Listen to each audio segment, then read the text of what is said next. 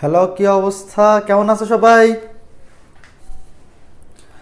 কি অবস্থা সবাই, কেমন আছো? হ্যাঁ, ভালো আছি সাকিব। বাড়ির কাজ রাতে পোস্ট দিব, রাতে। ফার্স্ট পেপার ব্যাচের বাড়ির কাজ আজকে রাতে পোস্ট দিব। ওয়ালাইকুম আসসালাম আনিকা, রাহি, শামিন, কেমন আছো? আমি ভালো আছি। ওয়ালাইকুম আসসালাম, আদাব, নীরব, কি অবস্থা? তুষার, ওয়ালাইকুম আসসালাম, সাব্বির, ভালো আছি। রায়ান, আমি ভালো আছি। তোমরা কেমন আছো বলো? I am doing fine. তোমরা কেমন আছো? ঈদ মুবারক। এই এখনই ঈদ মুবারক? ঈদ তো দেরি আছে এখনো। ঠিক আছে, ঈদ মুবারক, তোমাকেও ঈদ মুবারক। ভালো আছি সুমি, তুমি কেমন আছো? তোমরা যারা লাইভে চলে আসছো, তোমাদের পরিচিত ফ্রেন্ড যারা এই কোর্সে এনরোল করা আছে, যেহেতু ফ্রি কোর্স, অনেকের ফ্রেন্ডই এই গ্রুপে থাকার কথা। তোমরা যারা আছো তোমাদের কলেজের সকল ফ্রেন্ডদেরকেই এই কোর্সের কথা বলবা, এবং যারা ফ্রেন্ডরা এনরোল করা আছে তাদেরকে একটু মেনশন করে দাও।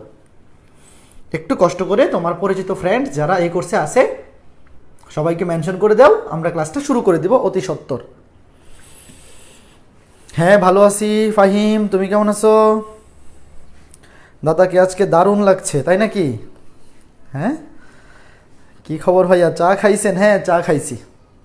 তুমি খাইছো? নমস্কার শ্রাবণী, আমিও ভালো আছি।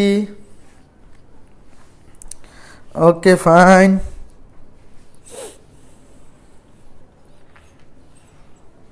আর 1-2 মিনিট ওয়েট করি, আর 2 মিনিট পর শুরু করি। আর একটু ওয়েট করি, অনেকের কাছে নোটিফিকেশন যায় না লাইভের। অনেকে 2-3 মিনিট পরে খোঁজ পায় যে লাইভ শুরু হয়ে গেছে। গত ক্লাসটা লেকচার 1 জটিল সংখ্যা অধ্যায় আমরা শুরু করছিলাম। আজকে 2 নাম্বার লেকচার, এবং লেকচার 1-এ আমরা I to the power something এটার মান নির্ণয় শিখছিলাম। মনে আছে?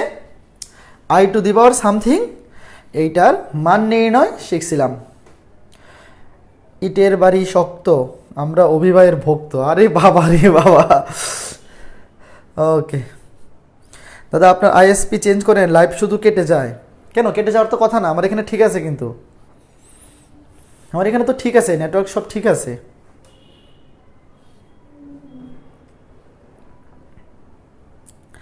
আচ্ছা, ঠিক আছে। হ্যাঁ, ভালো আছি আরিনা। হ্যাঁ, চলো আমরা শুরু করি। আজকে ক্লাসটা এই ম্যাথটা দিয়ে শুরু হবে। সবাই প্রশ্নটা তোলো, আর আমি একটু ডাটা লিখে দিই। ডাটা মানে কি? আমরা আই সম্পর্কে গত ক্লাসে কি জানছিলাম? আই টু দি পাওয়ার 4, এটার মান হচ্ছে 1। আই টু দি পাওয়ার 4 বা i to the power 4n। I to the power 4 অথবা এইভাবে লেখা যায় I to the power 4n। অর্থাৎ আই এর পাওয়ার যদি 4 দ্বারা ভাগ যায় বা নিঃশেষে বিভাজ্য হয়, অথবা এইভাবে বলতে পারি আই এর পাওয়ার যদি 4 এর গুণিতক হয়, হইতে পারে 4 একে 4, 4 দুগুণে 8, 3 4 12, 4 এর গুণিতক হইলেই তার মান 1। এটা আমরা গত ক্লাসে শিখছি। এবং গত ক্লাসে আরেকটা জিনিস শিখছি যে i to the power 1, i to the power 2, 1 তো লেখা লাগে না, i cube plus i to the power 4, এই চারটার যোগফল হচ্ছে 1। এটাকে আরেকভাবে লেখা যায় I to the power 4n plus i to the power 4n plus 1 plus i to the power 4n plus 2 plus i to the power 4n plus 3। গত ক্লাসে এগুলো শিখছিলাম। ইকুয়ালস টু এই 1 কেন? এটা তো 0। আই টু দি পাওয়ার 4 এর মান 1, এটা তো 0। হ্যাঁ, 0। দেখো, গত ক্লাসে আমরা এইগুলা শিখে আসছি, তোমাদের মনে থাকার কথা, রাইট? এই যে আই টু দি পাওয়ার 1 মানে আই টু দি পাওয়ার 4, অথবা I to the power 8, 12, 16, I এর পাওয়ার 4 এর গুণিতক বা 4 দ্বারা নিঃশেষে বিভাজ্য হইলেই সেটার মান 1। এবং পাশাপাশি 4টা আই এর পাওয়ার মানে ক্রমিক সংখ্যা, আই টু দি পাওয়ার 1ও লিখে রাখি। পাশাপাশি 4টা ক্রমিক পাওয়ার যোগ করলে আই টু দি পাওয়ার 1 2 3 4 যোগ করলে কত? যোগ করলে হচ্ছে 0। পাশাপাশি 4টা আই এর ক্রমিক পাওয়ার যোগ করলে অ্যান্সার 0। দেখো, আই টু দি পাওয়ার 1 2 3 4 যোগ করলে 0। একইভাবে 4n থেকে শুরু করে 4n plus 1, 4n plus 2, 4n plus 3, পাশাপাশি 4টা পাওয়ার যোগ করলে 0। তো এইটা হচ্ছে গত ক্লাসের পুনরালোচনা। এইটা গত ক্লাসের পুনরালোচনা। আচ্ছা, তাহলে এখন আমাকে বলো এটা অ্যান্সার কি। আমি আরো 1 মিনিট পরে পড়ানো শুরু করি, আর একটু স্টুডেন্টরা আসুক, তোমরা নিজেরা এটা ট্রাই করতে থাকো। তো তোমরা নিজেরা এটা ট্রাই করতে থাকো। এটা রুয়েট ভর্তি পরীক্ষা 9-10-এ আসছিল। আই স্কোয়ারের মান যে -1, এটা আমরা সবাই জানি। এটা প্রশ্নে দেওয়াও থাকতে পারে, নাও দেওয়া থাকতে পারে। আই এর মান হচ্ছে √(-1) এবং আই স্কোয়ারের মান -1, এটা আমরা সবাই জানি। তাইলে তোমাকে বলছে I plus I square plus I cube, এভাবে ডট ডট ডট ডট যোগ করতে করতে i⁻23 পর্যন্ত যোগ করতে হবে। i⁻23 পর্যন্ত সবগুলা মিলে যোগ করলে কত হবে দেখি কে আগে সঠিক অ্যান্সার দেয়। যে আগে সঠিক অ্যান্সার দিবে তার নামটা আমি এখানে লিখব। যে আগে সঠিক অ্যান্সার দিবে তাকে এখানে নাম লিখে সংবর্ধনা দেওয়া হবে। সঠিক অ্যান্সার আগে কে দিছে? ফাশাবুল আলম পিয়াস। উচ্চারণ কি ঠিক করলাম? আচ্ছা, ছোট করে পিয়াস লিখি। সঠিক অ্যান্সার দিছে পিয়াস, ভেরি গুড। পিয়াস অ্যান্সার দিছে -1, এটার অ্যান্সার হবে -1। বাকি অনেকেই বলতেছো -i হবে না, -1 হবে। হ্যাঁ, ফাইজা আক্তার, সাকিব হাসান, আরো অনেকেই সঠিক অ্যান্সার দিছো, ঈশা, তারপরে হচ্ছে হ্যাঁ তোমরা মোহাম্মদ ইয়াসির আরাফাত, তোমাদের অ্যান্সার সঠিক। অ্যান্সার হচ্ছে -1। ভাইয়া কিভাবে -1? দেখো এইখানে আই কত থেকে কত পর্যন্ত আছে? i⁻1, প্রথমটাতে কিছু নাই মানে তুমি মনে মনে 1 চিন্তা করতে পারো। i⁻1 থেকে শুরু করে i⁻23। তাইলে খেয়াল করে দেখো তো যে i⁻1 থেকে i⁻20, তুমি এভাবে চিন্তা করো যে i⁻23 পর্যন্ত মানে কি? i⁻20 plus i⁻21 plus i⁻22 plus i⁻23, এই যে এরকম হবে না? i⁻3 4 5 6 dot dot dot dot করে লাস্টে 20 21 22 23। তো খেয়াল করে দেখো i⁻1 থেকে শুরু করে i⁻20 পর্যন্ত এটা কিন্তু 4 দিয়ে ভাগ যায়, যে 20। খেয়াল করে দেখো i⁻20 পর্যন্ত একদম 1 থেকে শুরু হয়েছে, যেহেতু একদম 1 থেকে শুরু হয়েছে তো i⁻20 পর্যন্ত সবগুলা যোগ করলে অ্যান্সার কি হয়ে যাবে?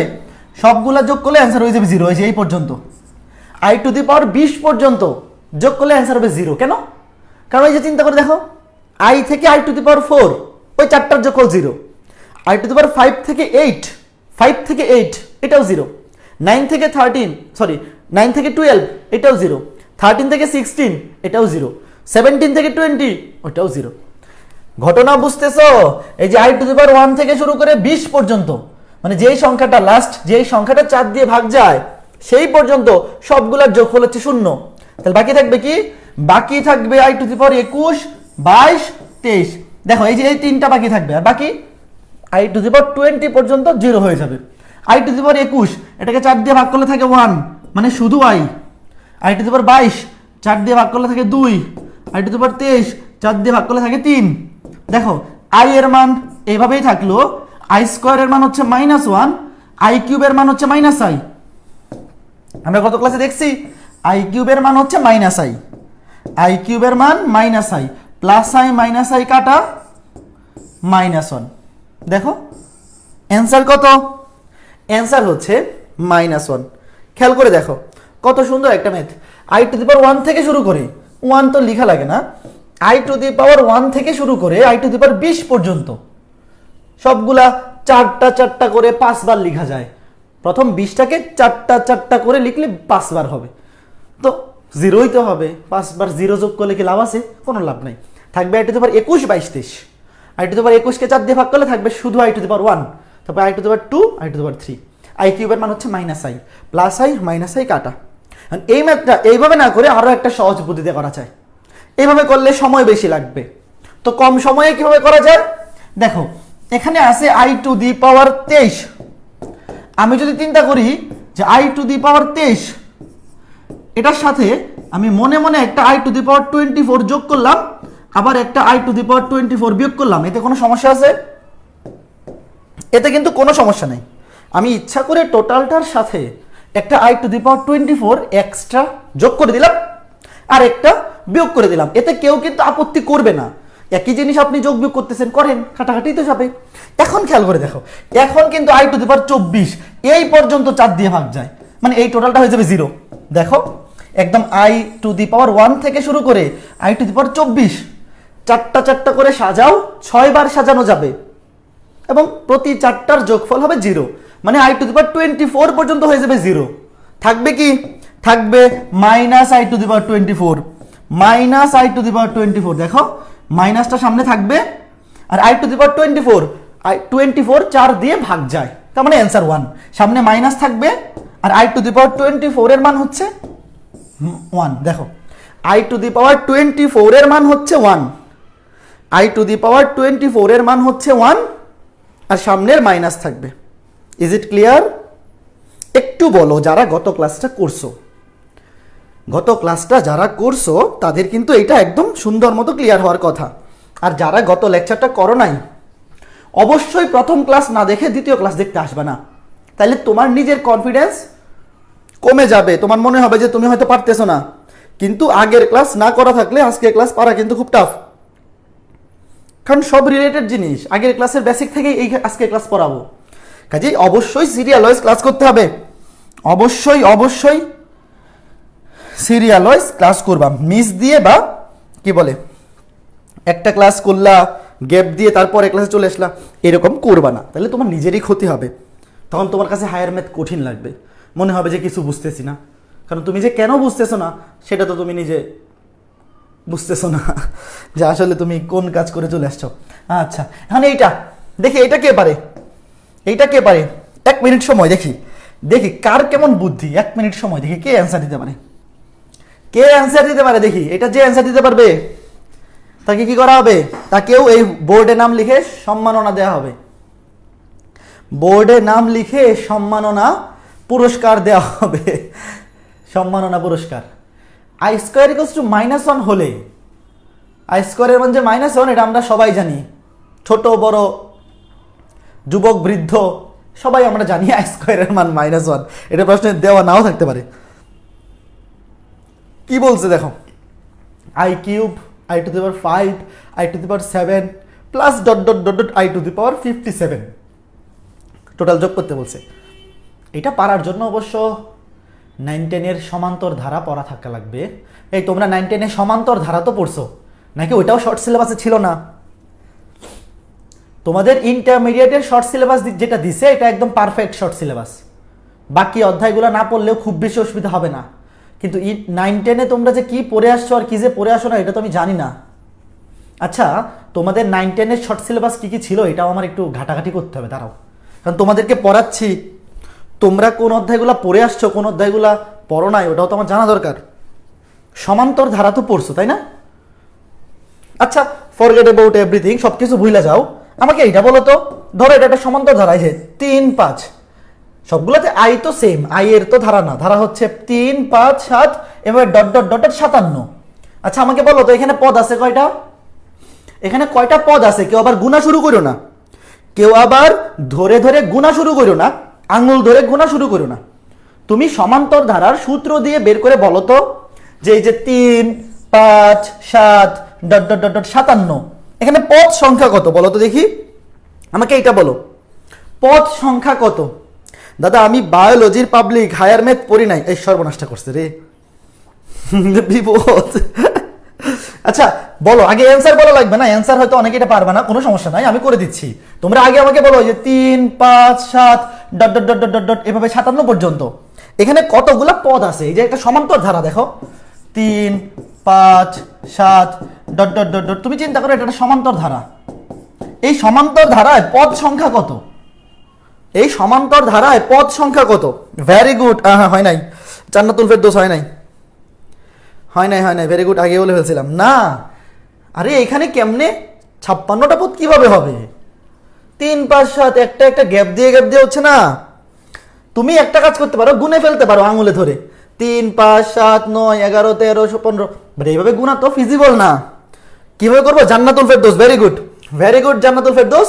বের করার বুদ্ধি হচ্ছে পদ সংখ্যা। দেখো একটা সমান্তর ধারার পদ সংখ্যা বের করার সূত্র হচ্ছে, লিখো, শেষ পদ শেষ পদ মাইনাস শেষ পদ মাইনাস প্রথম পদ,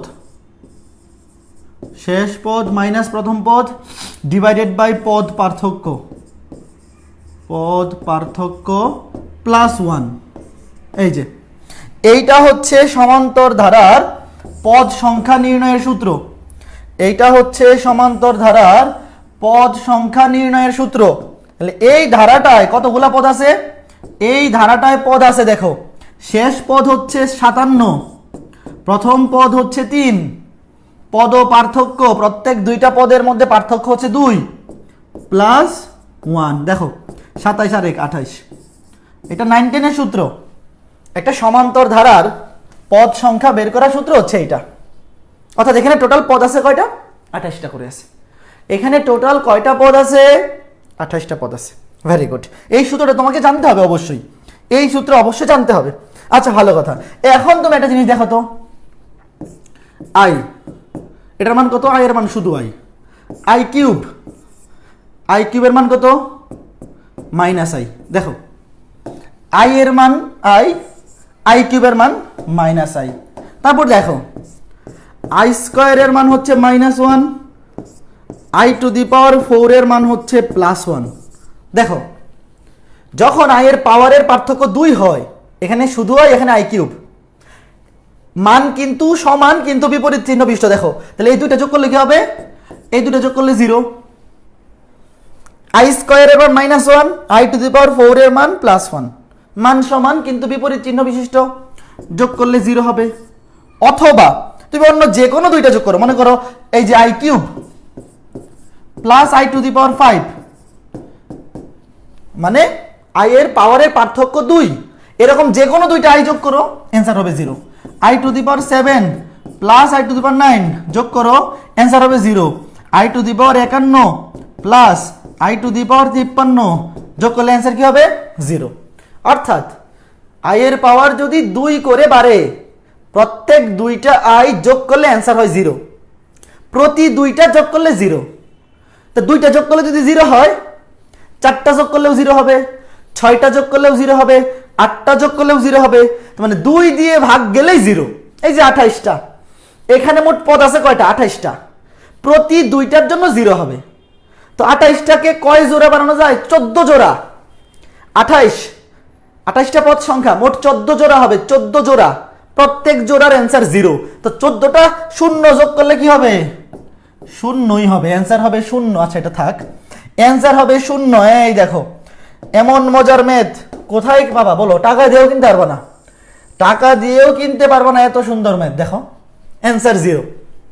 কত চমৎকার একটা ম্যাথ। পদ সংখ্যা যদি জোর হয়, আই এর পাওয়ার যদি 2 করে বাড়ে, তাহলে পদ সংখ্যা জোর হইলেই অ্যান্সার 0। বোঝা গেছে? কত সুন্দর ম্যাথ। করবো কিভাবে? এগুলো এমসিকিউতে আসবে, এমসিকিউতে আসলে এভাবে লিখে দিলেই হবে। আর সৃজনশীলের ক নাম্বারে আসলে তুমি এভাবে লিখবা, এখানে পদ সংখ্যা 28 বের করবা, তারপর বলবা আমরা জানি, বা এইভাবে লিখতে পারো যে আমি যেভাবে লিখছি, যে আমরা জানি আই প্লাস আই কিউব এটার মানও 0, i square plus i to the power 4 এটার মানও 0। তবে লিখে দেবো, অতএব টোটাল অ্যান্সার 0। এগুলো এমসিকিউ এর প্রশ্ন, এমসিকিউ আসবে অথবা সৃজনশীলের ক নাম্বার প্রশ্ন আসবে। তোমাকে বাংলা সহ ওইভাবে ব্যাখ্যা লিখতে হবে না, বাংলা সহ ওইভাবে ব্যাখ্যা লিখতে হবে না। ওকে দেখো, এই যে দেখো আই, আচ্ছা যারা বোঝো নাই কোনো সমস্যা নাই, চলো আবার বুঝাই দিই। দেখো গত ক্লাসটা খালি করা থাকলেই হবে, তাইলে বুঝতে পারবা। আই এবং আই কিউব যোগ করো, আই এবং আই কিউব যোগ করলে কি হবে? আই এবং মাইনাস আই কাটা 0। এখানে দেখো আই স্কোয়ার এবং আই টু দি পাওয়ার 4 যোগ করো, +1 -1 কাটাকাটি গিয়ে কত? 0। তো দেখো আই এর পাওয়ার যখন 2 করে বাড়ে, এই যে দেখো 3 5 7 2 করে বাড়তেছে, 1 আর 3 যোগ করলে 0, 3 5 যোগ করলে 0, 7 9 যোগ করলে 0, 2 4 যোগ করলে 0। অর্থাৎ আই এর পাওয়ারের পার্থক্য যদি 2 হয়, তাহলে সেই 2টা যোগ করলে 0। তুমি যদি আই টু দি পাওয়ার 51 53 এই দুইটাও যোগ করো, পাওয়ারের পার্থক্য হচ্ছে 2, সেটা 0ই হবে। তাহলে তুমি এভাবে চিন্তা করো, আই টু দি পাওয়ার 3 আর 5 এই দুইটা মিলে 0, 7 আর 9 এই দুইটা মিলে 0, 11 আর 13 এই দুইটা মিলে 0। এরকম পদ সংখ্যা কয়টা আছে? 28টা। তো প্রতি দুইটা মিলে 0, 28টা মিলে কয়টা হবে? 14টা 0 হবে। প্রতি দুইটার জন্য যদি একটা 0 হয় তাহলে 28টার জন্য কয়টা 0 হবে? 14টা 0। তো 14টা 0 যোগ করলে তো 0ই। 0 14টা হোক, 28টা হোক, 56টা হোক, 0 যোগ করলে তো 0ই হবে। বুঝতে পারছো? বলো বুঝতে পারছো কিনা? বোঝা গেছে? ওকে ফাইন, আশা করি ক্লিয়ার, আশা করি ক্লিয়ার। Okay fine. তারপরে আরো একটা ম্যাথ। আচ্ছা, সেম ম্যাথটাতে আমাকে একজন বলো তো যে ভাইয়া এখানে যদি i টু দি পাওয়ার 57 পরে i টু দি পাওয়ার, মনে করো সেম প্রশ্নটাতে i টু দি পাওয়ার 57 এর পরে i টু দি পাওয়ার 59 থাকতো, তাহলে অ্যান্সার কি হইতো বলো তো? এই ম্যাথটাতে তো i টু দি পাওয়ার 57 পর্যন্ত আছে, পদ সংখ্যা 28টা, 2 দিয়ে ভাগ গেলেই অ্যান্সার 0 এইরকম ক্ষেত্রে। কারণ 2 দিয়ে ভাগ যাওয়া মানে কি? জোড়া জোড়া হবে, জোড়া জোড়ায় হইলেই 0। তো যদি এখানে i টু দি পাওয়ার 57 এর পরে i টু দি পাওয়ার 59 থাকতো, তাহলে অ্যান্সার কি হতো ভাইয়া? তখন পদ সংখ্যা হইতো 29টা, 28টা পদ আরো একটা। তো 29টার মধ্যে 2 দিয়ে ভাগ যায় কতগুলো? 28টা। এই পর্যন্ত তো 0, এটা আমরা দেখেই আসলাম। i টু দি পাওয়ার 57 পর্যন্ত মানে প্রথম 28টা পদ হয়ে যাবে 0, আর 29 নাম্বার পদটা বাকি থাকবে। তো অ্যান্সার হবে শুধু এইটা, অ্যান্সার হবে শুধু এইটা। এটাকে এখন 4 দিয়ে ভাগ করে দাও, i কিউব সমান -i। এই ঘটনা বুঝতেছো? যদি i টু দি পাওয়ার 57 পর্যন্ত থাকে তাইলে তো পদ সংখ্যা 28টা, জোড়ায় জোড়ায় সাজাইলে 14টা জোড়া হয়, প্রত্যেক জোড়ার যোগফল 0, মানে 14টা 0 যোগ করলে 0। যদি আরো একটা পদ থাকে i টু দি পাওয়ার 59, তাহলে i টু দি পাওয়ার 57 পর্যন্ত, এই পর্যন্ত 0, শুধু এইটা বাকি থাকবে। i টু দি পাওয়ার 59 এর মান কিভাবে বের করে? 4 দিয়ে ভাগ করে দাও, পাওয়ার 4 দিয়ে ভাগ করলে 56, 56 4 দিয়ে ভাগ যায় থাকবে 3, আর i কিউবের মান হচ্ছে -i। এটা এই ম্যাথের অংশ না, এটা আমি তোমাকে খালি বোঝানোর জন্য বললাম। বুঝতে পেরেছো কত সুন্দর জিনিস? আচ্ছা ঠিক আছে, very good. Okay okay fine, clear.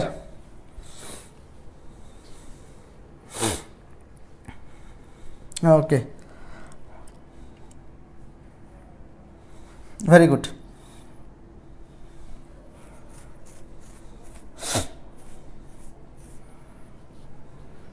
Minhajul Islam, Farzana, Faiza, হ্যাঁ very good. Okay okay clear. Okay এখন এইটা আমাকে বলো লাস্ট, এটা এই টাইপের লাস্ট ম্যাথ, এটা আমাকে তোমরা বলো অ্যান্সার কি হবে? এইটা এই টাইপের লাস্ট ম্যাথ, এটা পারা উচিত, এটা পারা উচিত। দেখো এখানেও সেম 2 2 করেই বাড়ছে, তো 2 2 জোর করে বাড়ে i to the power 4 plus i to the power 6, এই দুটার মানও 0, i to the power 8, i to the power 10, এটার মানও 0। 2 2 করে বাড়তেছে। পদ সংখ্যা বের করো, পদ সংখ্যা কি হবে? শেষ পদ, পদ সংখ্যা হবে শেষ পদ, মানে পাওয়ার 104 মাইনাস প্রথম পদ ডিভাইডেড বাই কত করে বাড়ছে? 2 করে বাড়ছে, প্লাস 1 কত হবে? দেখো 100 বাই 100 বাই 2 50 আর 1 51, 51টা পদ। ঠিক আছে, তো এই 51টা পদের মধ্যে 50টা যোগ করলে কি হয়ে যাবে? 0, কারণ 2 দিয়ে ভাগ যায়। দেখো 50টা যোগ করলে 0 হয়ে যাবে, প্রতি দুইটা মিলে একটা 0। পাওয়ার যদি 2 2 করে বাড়ে, প্রতি দুইটা মিলে একটা 0। আগে শোনো আমি কি বলতেছি, একটু বোঝার চেষ্টা করো। প্রতি দুইটা মিলে 0, তা দুইটা 50টার মধ্যে 25 জোড়া হবে 0, থাকবে শুধু 51 নম্বর পদটা। থাকবে কোনটা? থাকবে শুধু 51 নম্বর পদ, মানে একদম লাস্ট পদটা। এই যে মনে করো এখানে i to the power 102 plus i to the power 104 equals to answer তোমাকে বের করতে বলা হয়েছে। তো i টু দি পাওয়ার 102 পর্যন্ত টোটাল হবে 50টা পদ, রাইট? বোঝার চেষ্টা করো। i টু দি পাওয়ার 102 পর্যন্ত, i টু দি পাওয়ার 102 পর্যন্ত অ্যান্সার কি হবে? 0, কারণ 51টা পদ, i টু দি পাওয়ার 104 যেহেতু 51 নম্বর পদ, তাহলে 50 নাম্বার পদ কোনটা হবে? i টু দি পাওয়ার 102, 2 করে বাড়তেছে।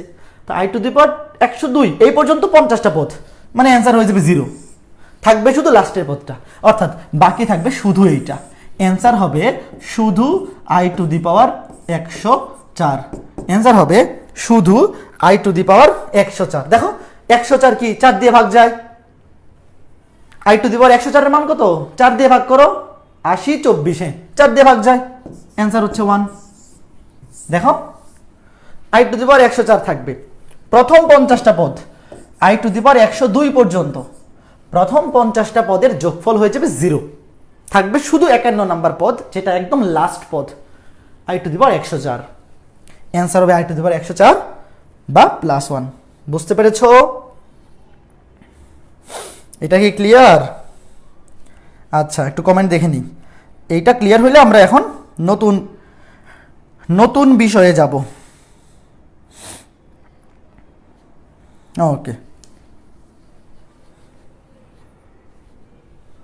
ওকে, ভেরি গুড। না 0 না শাহরিয়ার পারভেজ, 0 কেন হবে?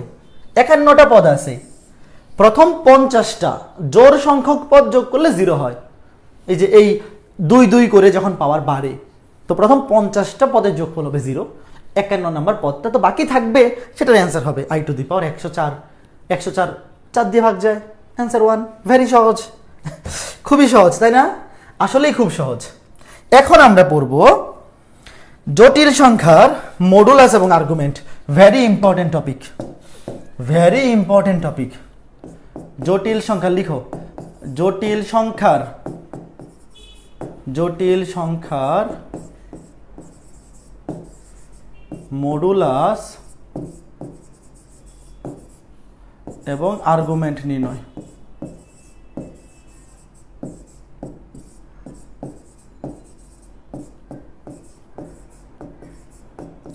মডুলাস এবং আর্গুমেন্ট নির্ণয়, এটা আমরা এখন শিখব। দেখো টপিকটা হচ্ছে জটিল সংখ্যার মডুলাস নির্ণয় করতে হবে এবং আর্গুমেন্ট নির্ণয় করতে হবে।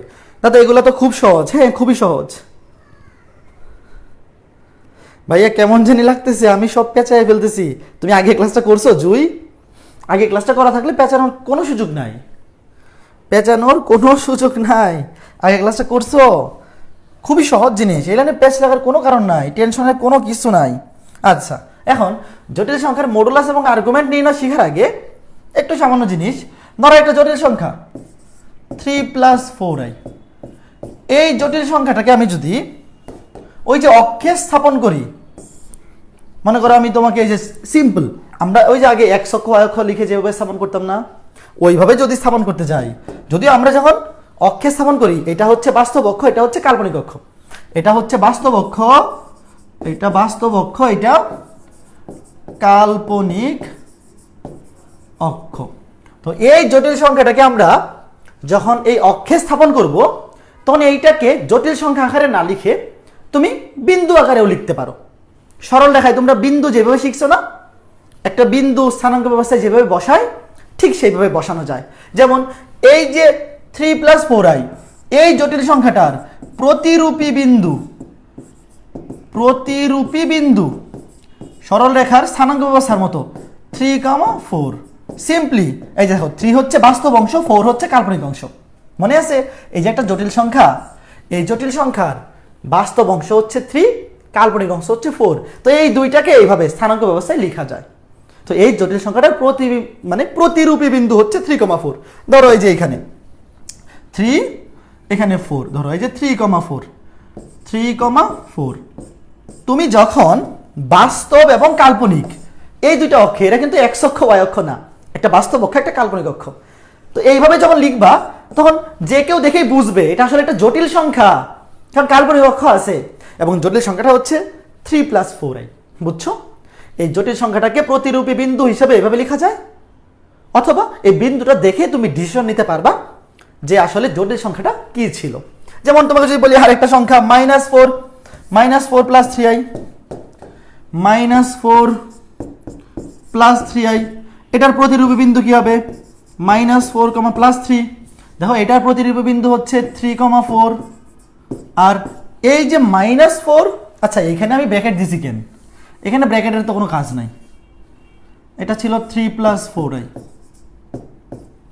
খেয়াল করে দেখো, এটার প্রতিরূপী বিন্দু হচ্ছে 3,4, আর এই জটিল সংখ্যাটা -4 + 3i, এটার প্রতিরূপী বিন্দু হচ্ছে -4,3। দেখো -4,3, -4 মানে বাম দিকে, ধরো এখানে -4, এখানে 3, এই যে এখানে -4,3, -4,3। খেয়াল করে দেখো, তার মানে বাস্তব অক্ষ এবং কাল্পনিক অক্ষ এই বরাবর একটা বিন্দু দেখা বা একটা বিন্দু মানেই সেটা একটা জটিল সংখ্যাকে রিপ্রেজেন্ট করতেছে। তুমি বিন্দু দেখে ভাইবো না যে এটা সরল রেখার বিন্দু, এটা আসলে জটিল সংখ্যার প্রতিরূপী বিন্দু, মানে জটিল সংখ্যাকে প্রকাশ করতেছে এই বিন্দুটা। বুঝতে পেরেছো?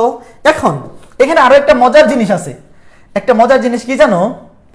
এই যে জটিল সংখ্যাটা, খেয়াল করে দেখো, এই যে জটিল সংখ্যাটা, এই জটিল সংখ্যাটাকে খেয়াল করে দেখো। আমি যদি তোমাকে বলি যে ভাইয়া 3, 4 এবং -4,3, এই দুইটা বিন্দু যদি তুমি মূল বিন্দু থেকে যোগ করো, আমি তোমাকে একটা সুন্দর জিনিস দেখাই। এই যে যদি যোগ করো, ধরো তুমি গ্রাফ পেপারে নিলা, তুমি গ্রাফ পেপারে আঁকাইলা এই দুইটা বিন্দু, মূল বিন্দুর সাথে যোগ করলা, মূল বিন্দু মানে এটা ধরো 0,0 যোগ করলা। যোগ করার পরে দেখা যাবে কি এই অ্যাঙ্গেলটা 90 ডিগ্রি, এই অ্যাঙ্গেলটা 90 ডিগ্রি। মানে এইখানে আমি যে দুইটা বিন্দু নিছি এই উদাহরণটা দেওয়ার জন্য, আমি ইচ্ছা করে এরকম দুইটা বিন্দু নিছি যেন মাঝখানে 90 ডিগ্রি কোণ হয়। তার মানে ভাইয়া আমি জিনিসটা এইভাবে চিন্তা করতে পারি না যে এই যে জটিল সংখ্যাটা, এই জটিল সংখ্যাটা এখানে 90 ডিগ্রি কোণে ঘুরে গেছে, এই জটিল সংখ্যাটা কত ডিগ্রি কোণে ঘুরে গেছে? 90 ডিগ্রি কোণে ঘুরে গেছে। দেখো আমি আগে চিন্তা করতে পারি এইভাবে যে আগে এই বরাবর ছিল, ধরো একটা ধরলাম পি, একটা ধরলাম কিউ, ধরো ও পি, এখন ও কিউ।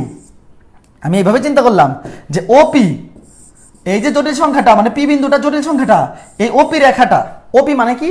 ওপি হচ্ছে মূল বিন্দু থেকে এই জটিল সংখ্যাটা দূরত্ব। ওপি হচ্ছে মূল বিন্দু থেকে এই 3 + 4i এই জটিল সংখ্যার দূরত্ব, আর ও কিউ হচ্ছে মূল বিন্দু থেকে -4 + 3i এই জটিল সংখ্যাটার দূরত্ব। ঠিক আছে? তো এই যে জটিল সংখ্যা দুইটা, আমি চিন্তা করতে পারি না যে এই জটিল সংখ্যাটা 90 ডিগ্রি কোণে ঘুরে এখানে চলে আসছে। আমি যদি এইভাবে চিন্তা করি যে এই একটা জটিল সংখ্যা আগে এখানে ছিল, এটা 90 ডিগ্রি কোণে ঘুরে এখানে চলে আসছে, তাহলে ভাইয়া গত ক্লাসে আমরা কি শিখছিলাম? 90 ডিগ্রি কোণে কে ঘুরায়? 90 ডিগ্রি কোণে কে ঘুরায়? আই ঘুরায়, ছোট হাতের আই। তাহলে এই যে জটিল সংখ্যাটা, এই জটিল সংখ্যাটাকে তুমি একটা আই দিয়ে গুণ করে দাও তো, দেখো তো এটা আসে কিনা। অবশ্যই এটা আসবে। ভালো করে বুঝো, লজিকটা বোঝো, এগুলা পরীক্ষায় আসবে না, এগুলো পরীক্ষায় আসবে না, এগুলো তোমার নিজের বোঝার জন্য, উদাহরণগুলো নিজে ফিল করতে পারার জন্য। ধরো একটা জটিল সংখ্যা আগে এখানে ছিল 3 + 4i, সেটা কত ডিগ্রি কোণে ঘুরে গেছে? এখান থেকে ধরো এই জটিল সংখ্যাটা, ধরো এখান থেকে এখানে চলে আসছে, ধরো এই জটিল সংখ্যাটা এখান থেকে এখানে চলে আসছে, কত ডিগ্রি কোণে ঘুরছে? 90 ডিগ্রি। তো 90 ডিগ্রি কোণে একটা সংখ্যাকে কে ঘুরায়? আই ঘুরায়, আই দিয়ে গুণ করে দিতে হয়। এই যে দেখো, ধরলাম এই জটিল সংখ্যাটাকে আমি আই দিয়ে গুণ করে দিছি, তাহলে এটা ঘুরে কোথায় চলে আসবে? এইখানে চলে আসবে। তাহলে দেখি আসে কিনা, 3i + 4i², 3i -4, আমরা জানি i² এর মান -4, -1, আমরা জানি i² এর মান -1, আমরা জানি i² এর মান -1, i² এর মান -1, তো প্লাস মাইনাসে -4। এই যে দেখো, এই যে দেখো কি সুন্দর করে মিলে গেছে, কি সুন্দর করে মিলে গেছে। দেখো, দেখছো কত সুন্দর জিনিস, এগুলা বুঝে বুঝে পড়লে এত মজা লাগবে। দেখো এই যে মিলে গেছে। এখানে জটিল সংখ্যাটা কি ছিল? -4 + 3i। দেখো এই যে জটিল সংখ্যাটা, একটা জটিল সংখ্যাকে তুমি যদি আই দিয়ে গুণ করে দাও, শুধু জটিল সংখ্যাকে না, যে কোনো সংখ্যাকে তুমি আই দিয়ে গুণ করে দিলে সেই সংখ্যাটা ঘড়ির কাঁটার বিপরীতে, এই দেখো ঘড়ির কাঁটার বিপরীতে, ঘড়ির কাঁটার বিপরীতে 90 ডিগ্রি কোণে ঘুরবে। তো এই জটিল সংখ্যাটাকে আমি আই দিয়ে গুণ করে দিছি, যে জটিল সংখ্যাটা পাওয়া গেছে -4 + 3i, তুমি গ্রাফ পেপারে আঁকাই দেখো, এই বিন্দু দুটা বসাইয়া মূল বিন্দুর সাথে যোগ করে দেখো, অবশ্যই এই কোণটা 90 ডিগ্রি হবে, অবশ্যই এই কোণটা 90 ডিগ্রি হবে। বুঝতে পারছো? ওকে, ঠিক আছে। আই দিয়ে থাপ্পড়, হ্যাঁ ধরো যে আই দিয়ে থাপ্পড় দিয়ে দিছি, আই দিয়ে থাপ্পড় দিয়ে দিছি। -3 + 4 থার্ড ব্র্যাকেট না, থার্ড ব্র্যাকেট নয়, ফার্স্ট ব্র্যাকেট। জটিল সংখ্যার বিন্দু দিয়ে আমরা যখন বিন্দু প্রকাশ করি তখন ফার্স্ট ব্র্যাকেট দেওয়া হয়, ফার্স্ট ব্র্যাকেট, থার্ড ব্র্যাকেট না, বুঝছো? এখানে তো ব্যবধি না, এটা বিন্দু। ভাইয়া এখন এইচএসসি 23 ব্যাচের ফার্স্ট পেপারের সাইকেল ওয়ানে ভর্তি হওয়া যাবে? হ্যাঁ, যে কোনো সময় ভর্তি হওয়া যাবে।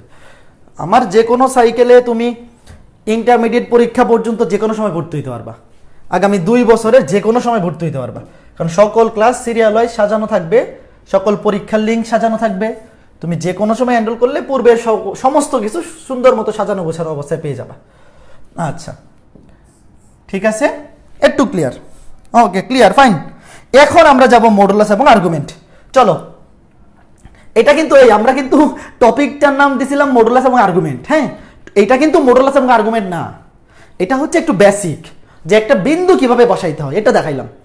একটা বিন্দু কিভাবে বসাইতে হয় স্থানাঙ্ক ব্যবস্থায় সেটা দেখাইলাম, জটিল সংখ্যার প্রতিরূপী বিন্দু। এখন আমরা আমাদের মেইন টপিক মডুলাস এবং আর্গুমেন্ট নির্ণয় শুরু করতেছি। এখন আমরা মেইন টপিক মডুলাস এবং আর্গুমেন্ট নির্ণয়, ঠিক আছে? ওকে, ফাইন। চলো, এখন আমরা কি দেখব? এখন দেখব মডুলাস এবং আর্গুমেন্ট কিভাবে নির্ণয় করতে হয়। ধরো একটা জটিল সংখ্যা z, একটা জটিল সংখ্যা z = x + iy অথবা a + ib, যেটা খুশি তুমি ধরো, x + iy অথবা a + ib, ঠিক আছে? আমি ধরলাম এই যে পজিটিভ x + iy। যদি x এবং y দুটোই পজিটিভ হয়, কোন চতুর্ভাগে থাকবে? পজিটিভ চতুর্ভাগে থাকবে, মানে প্রথম চতুর্ভাগে, প্রথম চতুর্ভাগে থাকবে x + iy। বিন্দুটা কোথায় হবে? এইখানে ধরো, এইখানে তুমি x, y লিখতে পারো, প্রতিরূপী বিন্দু x, y, অথবা x + iy ও লিখতে পারো, কোনো সমস্যা নাই। তুমি বিন্দু বসাইতে পারো x + iy, অথবা প্রতিরূপী বিন্দুটা x, y বসাইলেও চলবে। তো এখন মডুলাস এবং আর্গুমেন্ট কি এটা বোঝানোর আগে আমি একটু চিত্র আঁকি, আগে একটা চিত্র আঁকি, তারপরে বোঝাইতেছি।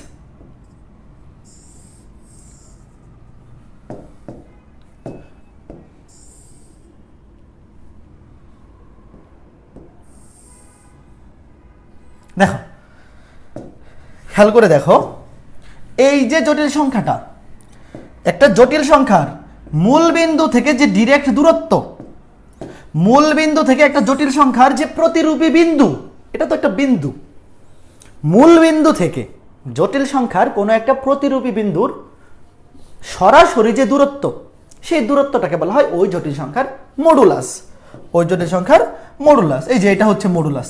মডুলাসকে প্রকাশ করা হয় ছোট হাতের আর দিয়ে, মডুলাসকে প্রকাশ করা হয় ছোট হাতের আর দিয়ে। দেখো, মডুলাস অফ জেড, এটাকে এইভাবে লিখে মড জেড = আর, আমি আর ধরলাম, অথবা এটাকে এইভাবে লিখে মড জেড, অথবা মডুলাস অফ জেড, অথবা আমরা এটাকে আর দিয়ে, ছোট হাতের আর দিয়ে প্রকাশ করি, একই কথা।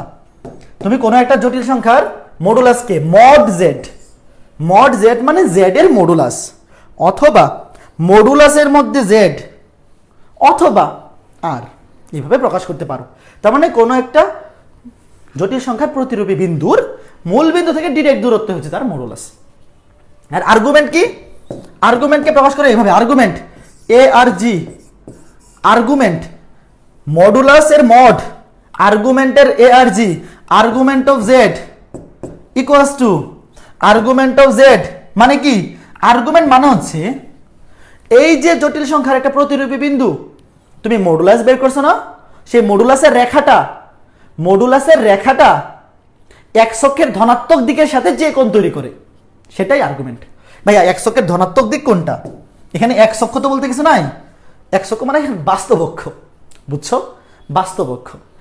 এই যে মডুলাসটা, কোনো একটা জটিল সংখ্যার যে মডুলাস রেখাটা, এই রেখাটা এক্স অক্ষের ধনাত্মক বা বাস্তব অক্ষ, যেটা বাস্তব অক্ষের সাথে যে কোণ তৈরি করে, বাস্তব অক্ষের সাথে যে কোণ তৈরি করে, সেটাই হচ্ছে আর্গুমেন্ট অফ জেড। এই যে থিটা,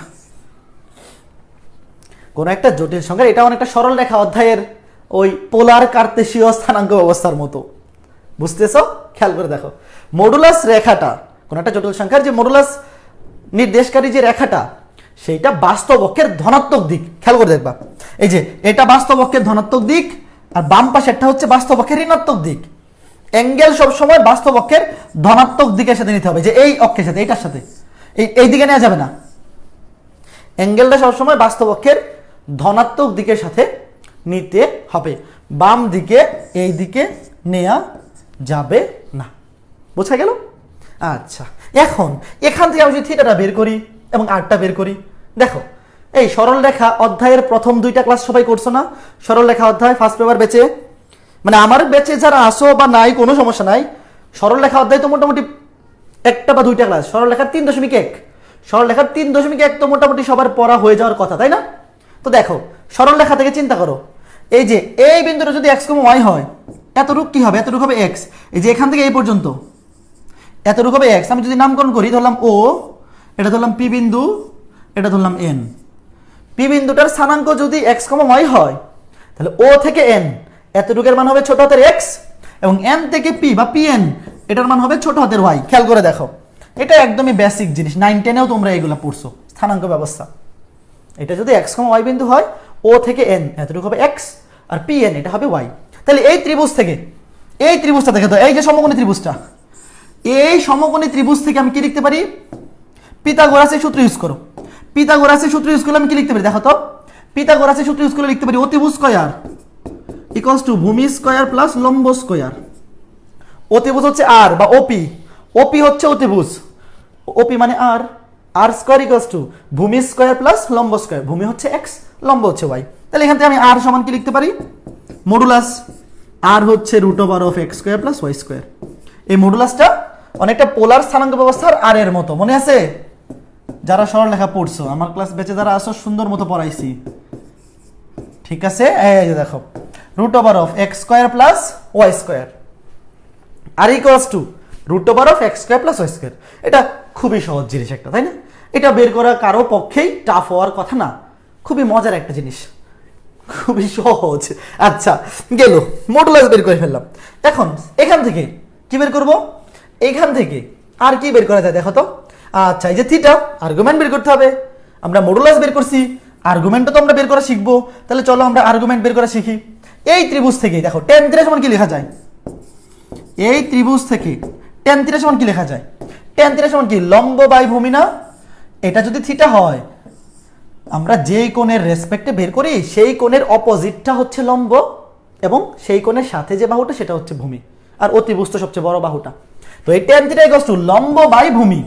লম্ব হচ্ছে y, লম্ব হচ্ছে y, ভূমি হচ্ছে x। দেখো এই যে এইটা হচ্ছে লম্ব pn মানে y, ও n হচ্ছে লম্ব।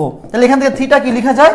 এখান থেকে থিটা বা আর্গুমেন্ট, আর্গুমেন্ট লেখা যায় tan inverse y by x, tan inverse y by x।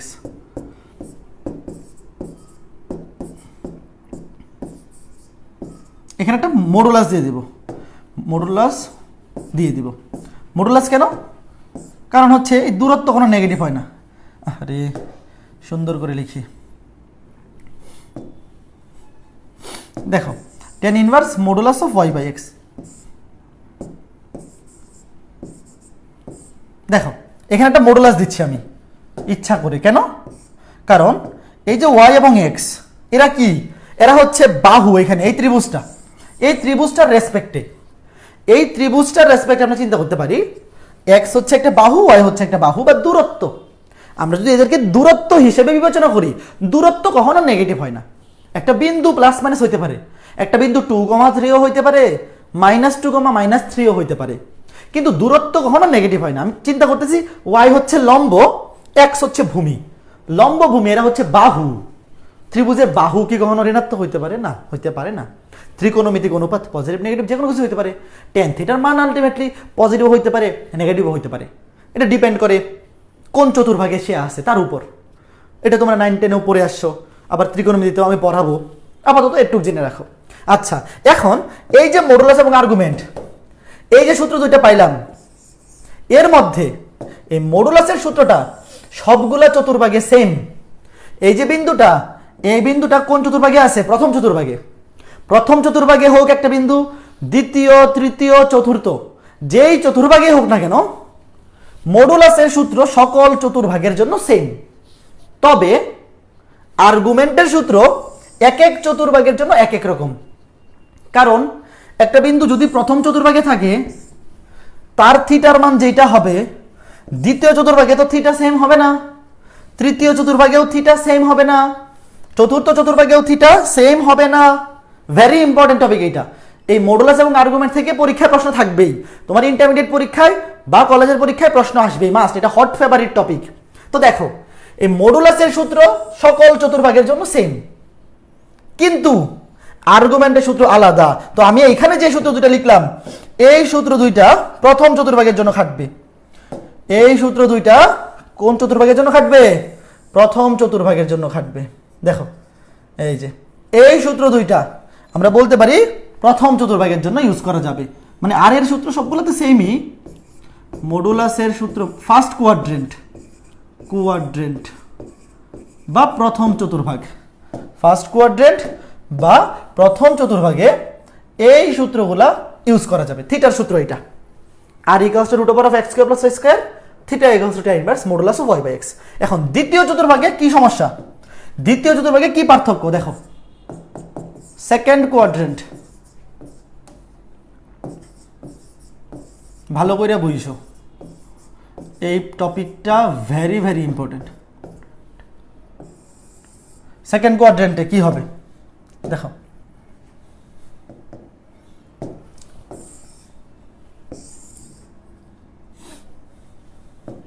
ধরো সেকেন্ড কোয়াড্রেন্ট, এইখানে একটা বিন্দু, সেকেন্ড কোয়াড্রেন্টে বুঝ নেগেটিভ কোটি পজিটিভ আমরা সবাই জানি, -x, y।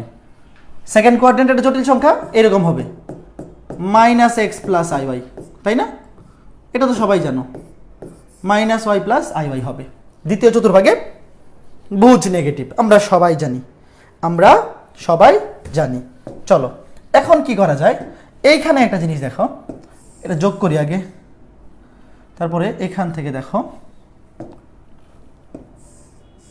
আরে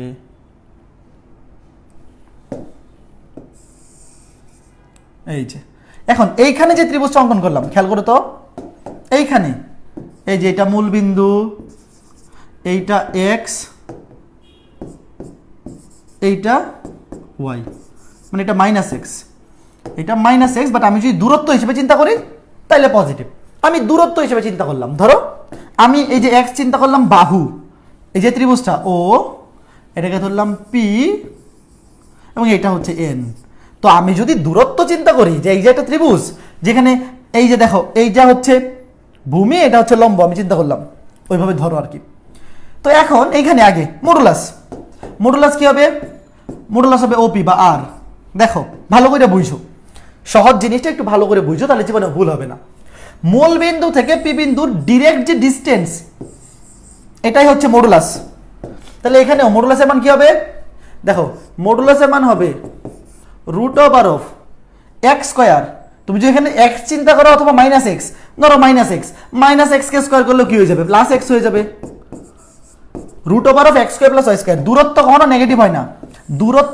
নেগেটিভ হয় না, এখানে -x থাকলেও এই দূরত্বটা কিন্তু +x, তাই না? এই যে এই ত্রিভুজ থেকে তুমি যদি পিথাগোরাসের সূত্র বসাও, বাহু বা দৈর্ঘ্য কি কখনো নেগেটিভ হবে না। তাহলে r² = x² + y², এখান থেকে r = হবে √(x² + y²। এখানে প্লাস মাইনাস থাকলেও স্কয়ার করলে প্লাসই হয়ে যাবে। এরপরে থিটা, আচ্ছা বলো তো এখানে থিটা কোনটা?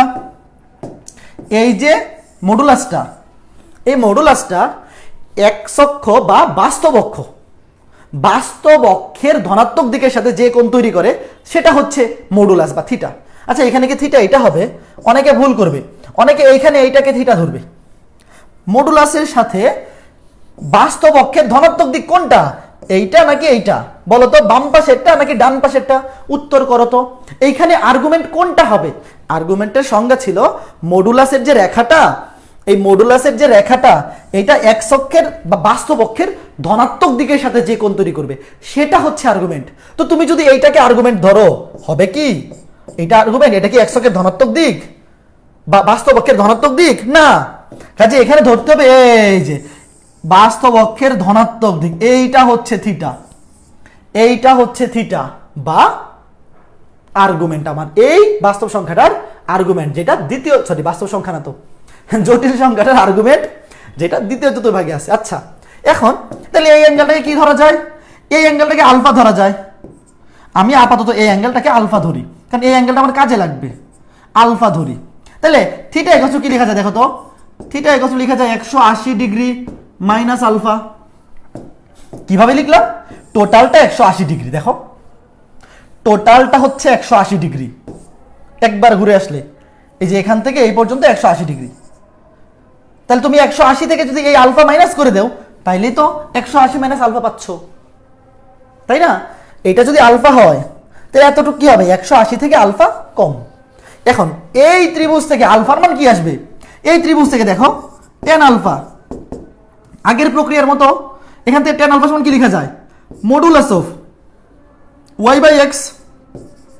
মডুলাস কেন নিলাম? কারণ ওই দূরত্ব কোনো নেগেটিভ হয় না। আলফা ইকুয়াল টু কি হবে? tan inverse modulus of y/x। দেখো ভালো করে বুঝো, খুবই সুন্দর জিনিস। এই যে ত্রিভুজটা OPN, এই ত্রিভুজ থেকে কি লেখা যায়? tan আলফা ইকুয়ালস টু লম্ব বাই ভূমি, লম্ব হচ্ছে y, ভূমি হচ্ছে x। এখানে তো প্লাস মাইনাসের ঝামেলা আসতে পারে, বাট আমি এমন ভাবে নিব যেন মডুলাস দিয়ে দিবলাম। তাই তো মডুলাসের মধ্যে তুমি পজিটিভ বসাও, নেগেটিভ বসাও, যা খুশি বসাও, অ্যান্সার সবসময় পজিটিভই হবে। তাহলে এই কষ্ট কি হবে দেখো? এই যে থিটা ইকুয়ালস টু কি হবে? থিটা ইকুয়ালস টু হবে 180 মাইনাস আলফার মান কত? tan inverse y/x। tan inverse modulus of y/x, tan inverse modulus of y/x। এটাকে তুমি এভাবে লিখতে পারো, পাই মাইনাস 180 মানে কি? পাই, একই তো কথা। 180 মানে হচ্ছে পাই, tan inverse modulus of y/x। খেয়াল করে দেখো, 180 ডিগ্রি যে কথা, পাই লিখে একই কথা। তুমি যে কোনো একভাবে লিখতে পারো, 100 ডিগ্রি দিয়ে লিখলে ডিগ্রি, অথবা পাই দিয়ে লিখলে পাই, রেডিয়ান লিখলে রেডিয়ান, কোনো সমস্যা নেই। বোঝা গেছে এইটা? এই যে নর্মালি আমরা রেডিয়ানটাই বেশি ইউজ করি, রেডিয়ানটাই বেশি ইউজ করি। তাইলে দ্বিতীয় চতুর্ভাগে সূত্র কি দাঁড়াইলো? দ্বিতীয় চতুর্ভাগে দেখো, দ্বিতীয় চতুর্ভাগে সূত্র কি দাঁড়াইলো? দ্বিতীয় চতুর্ভাগে আর এর সূত্র তো সেম, আর এর সূত্র সব জায়গায় সেম, সকল চতুর্ভাগে মডুলাসের সূত্র সেম। আর আর্গুমেন্টের সূত্র কি দাঁড়াইলো? আর্গুমেন্টের সূত্র দাঁড়াইলো 180 মাইনাস বা পাই মাইনাস, 180 মাইনাস লিখো অথবা পাই মাইনাস লিখো, একই কথা, মডুলাস অফ y/x। এই সূত্র দুটো ইউজ করব কোন চতুর্ভাগে?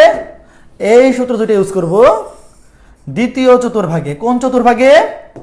দ্বিতীয় চতুর্ভাগে, সেকেন্ড কোয়াড্রেন্টে। বুঝতে পারছো? এখন তোমাদের মাথায় কি একটা প্রশ্ন আসে নাই যে ভাইয়া আপনি বলছেন এই মডুলাসের সাথে বা মডুলাস নির্ণয়ের যে রেখাটা আছে, এই রেখাটার সাথে এক্স অক্ষ বা বাস্তব অক্ষ, বারবার এক্স অক্ষ বলে ফেলতেছি, বাস্তব অক্ষের ধনাত্মক দিকের সাথে কোণ নিতে হবে, তাই না? তাইলে এই যে মডুলাসটা, এই মডুলাসটার সাথে বাস্তব অক্ষের ধনাত্মক দিকের কোণ তো দুইটা হইতে পারে ভাইয়া। একটা হইতে পারে এই দিকে, আর একটা হইতে পারে এই দিকে। এই যে এটা বাস্তব অক্ষ, এইটা বাস্তব অক্ষের ধনাত্মক দিক। তো বাস্তব অক্ষের ধনাত্মক দিকের সাথে অ্যাঙ্গেল তো আমি এইটাও নিতে পারি, আবার এইটাও নিতে পারি। সরল রেখা অধ্যায় যারা পড়ছো, সরল রেখা অধ্যায়ে এটাও অ্যান্সার দেওয়া আছে। এই যে এটা সরল রেখা অধ্যায়ে তুমি এইভাবে অ্যান্সার লিখলেও হবে, এইভাবে অ্যান্সার লিখলেও হবে। তবে জটিল সংখ্যায় একটা কাহিনী আছে। জটিল সংখ্যায় মডুলাস বলতে আমরা মুখ্য আর্গুমেন্ট বলতে আমরা মুখ্য আর্গুমেন্টকে বুঝবো। আর্গুমেন্ট জটিল সংখ্যায় শুধু আর্গুমেন্ট, মনে করো কিছুই বলা নাই, আর্গুমেন্ট। আমরা যখন বলি আর্গুমেন্ট দুই প্রকার হইতে পারে। দেখো আর্গুমেন্ট বলতে আমরা মুখ্য আর্গুমেন্টকে বুঝি। মুখ্য আর্গুমেন্ট কি জিনিস আমি বলতেছি। শুধু আর্গুমেন্ট বলতে আমরা মুখ্য আর্গুমেন্টকে বুঝবো, মুখ্য আর্গুমেন্ট।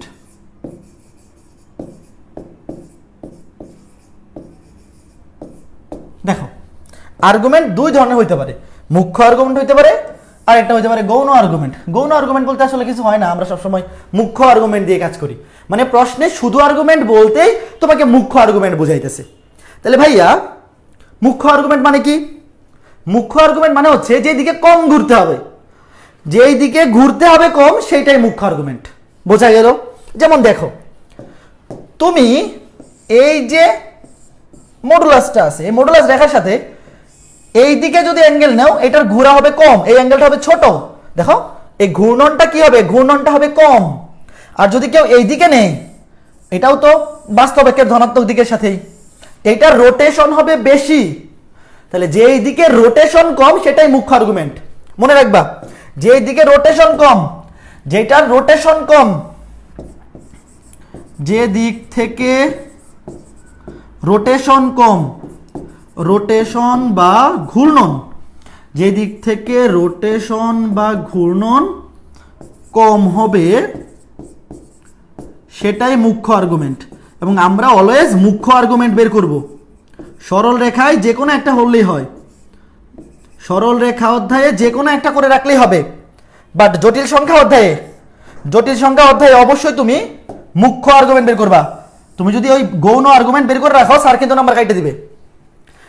তুমি চাইলে এদিক থেকে তো নিতে পারতা, সরল রেখা অধ্যায়ে পারবা, বাট জটিল সংখ্যায় শুধু আর্গুমেন্ট বলতে মুখ্য আর্গুমেন্টকে বোঝায়। তো তুমি এইটা নিতে পারবা না, এটা বেশি, এটা রোটেশন বেশি, এটা রোটেশন কম, এই জন্য এটা নিছি, এই যে এটা নিছি, pi minus tan inverse modulus y by x. বোঝা গেল? ওকে। হ্যাঁ, আমরা অবশ্যই কম ঘুরবো। আমরা কেন এই দুনিয়াটা ঘুরে এখানে কেন যাব? আমরা যেদিক থেকে কম সেই দিক থেকে যাব। দাদা কেতাব স্যারের বইয়ে অন্যরকম আছে, অন্যরকম করে নাই। কেতাব স্যারের বইয়ে অন্যরকম করে নাই। কেতাব স্যারের বইয়ে এটা দেওয়া থাকতে পারে, এটা হচ্ছে গৌণ আর্গুমেন্ট। আমরা যখন বের করবো, আমরা মুখ্য আর্গুমেন্টটাই বের করবো।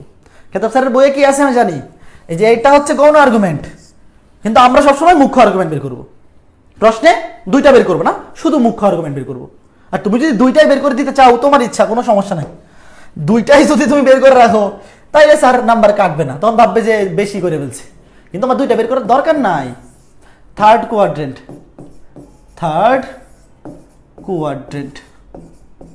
তুমি লজিক সহ পড়ো।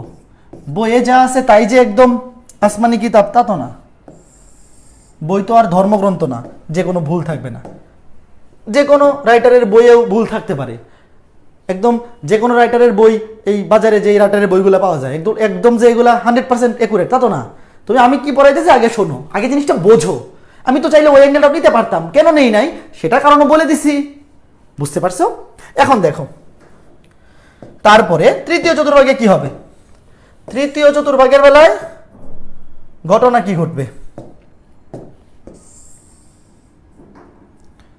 তৃতীয় চতুর্ভাগে একটা বিন্দু থাকবে এইখানে। তৃতীয় চতুর্ভাগে একটা বিন্দুর ভুজও নেগেটিভ, কোটিও negative, minus x minus y. অর্থাৎ জটিল সংখ্যাটা হবে এরকম, z equals to minus x minus i y. তৃতীয় চতুর্ভাগে একটা বিন্দুর ভুজ কোটি দুইটাই নেগেটিভ। আচ্ছা, এখন দেখো যোগ করি, মূল বিন্দু থেকে যোগ করি, তাহলে মডুলাস পাবো। তারপর এখান থেকে এখানে যোগ করি, ত্রিভুজ লাগবে লম্ব আঁকাই। আচ্ছা, এই যে এটা হচ্ছে মডুলাস আর, এটা হচ্ছে মডুলাস আর, ধরলাম এটা মূল বিন্দু ও, এটা পি বিন্দু, এটা ধরলাম এন বিন্দু, তাহলে এটা হবে এক্স, এতটুকু হবে ওয়াই। দূরত্ব নেগেটিভ হয় না। আর ইকুয়ালস টু কি হবে? আর ইকুয়ালস টু হবে root over of x square plus y square. তুমি এভাবে লিখতে পারতা minus x whole square plus minus y whole square, কোনো সমস্যা নেই, স্কোয়ার করলে তো পজিটিভ হবে। এখন এইখানে অ্যাঙ্গেল কোনটা হবে দেখো তো, এই যে আর্গুমেন্ট, এই আর্গুমেন্টের সাথে বাস্তব অক্ষের ধনাত্মক দিকের কোণ, এইটাও হইতে পারে, এইটাও হইতে পারে। কোনটা নিবা? কোন দিকে ঘূর্ণন কম, এই দিকে ঘূর্ণন কম নাকি এই দিকে কম? অবশ্যই তোমরা বুঝে গেছো, এত ব্যাককল তো তোমরা না। এই দিকে ঘূর্ণন কম, এই দিকে ঘূর্ণন কি হবে? কম হবে। দেখো এটা তো আর বোঝানো লাগে না, কোন দিকে ঘূর্ণন কম হবে এটা অলরেডি তোমরা বুঝে গেছো। আমার বিশ্বাস তোমরা সবাই বুঝে গেছো। এখন কোন দিকে নেবো? এই দিকে নিব। এখন এই দিকে নেওয়ার জন্য আমি ধরলাম এটা থিটা, এটা থিটা, আর এটাকে ধরলাম আলফা, এটাকে ধরলাম আলফা। ঠিক আছে, ওকে। এখন আগে আলফাটা বের করে রাখি। দেখো এখানে আলফাটা কি হবে দেখো তো, টেন আলফা। টেন আলফা কিছু কি হবে? Modulus of tan alpha. এই যে এই ত্রিভুজ থেকে, এই ত্রিভুজ থেকে আগের সূত্রের মতো এই সমকোণী ত্রিভুজ থেকে টেন আলফা ইকুয়ালস টু লম্ব বাই ভূমি, লম্ব হচ্ছে ওয়াই, ভূমি হচ্ছে এক্স। সব জায়গাতে ওয়াই বাই এক্সই হবে। লম্ব হচ্ছে ওয়াই, ভূমি হচ্ছে এক্স, তাহলে আলফা ইকুয়ালস টু হবে tan inverse modulus of y by x. ঠিক আছে, এখন এইখানে একটা জিনিস বোঝার আছে। বোঝার কি, খেয়াল করে দেখো তো, এই যে থিটা এই পর্যন্ত, মনে করো এখান থেকে, আমি যদি এখান থেকে এই পর্যন্ত যাই, এই অ্যাঙ্গেলটা পজিটিভ নাকি নেগেটিভ বলো তো ভাইয়া? এখান থেকে এই পর্যন্ত এই অ্যাঙ্গেলটা 180, এটা আমরা সবাই জানি, কিন্তু এটা পজিটিভ 180 নাকি নেগেটিভ 180 বলো তো? কে পারে দেখি? এটা মাইনাস 180 না? আমাকে বলো তো দেখি, মাইনাস 180 ডিগ্রি নাকি প্লাস 180 ডিগ্রি? এই যে এখান থেকে শুরু করে আমি যদি এই পর্যন্ত যাই, এই যে এখান থেকে এই পর্যন্ত এটাও 180, এখান থেকে এই পর্যন্ত এটাও 180, তাই বলো তো এটা নিচেরটা আমরা যেটা নিচ্ছি, আমরা তো থিটা নেবো, এইটা এই যে এটা হচ্ছে থিটা। তো থিটা কিভাবে বের করব?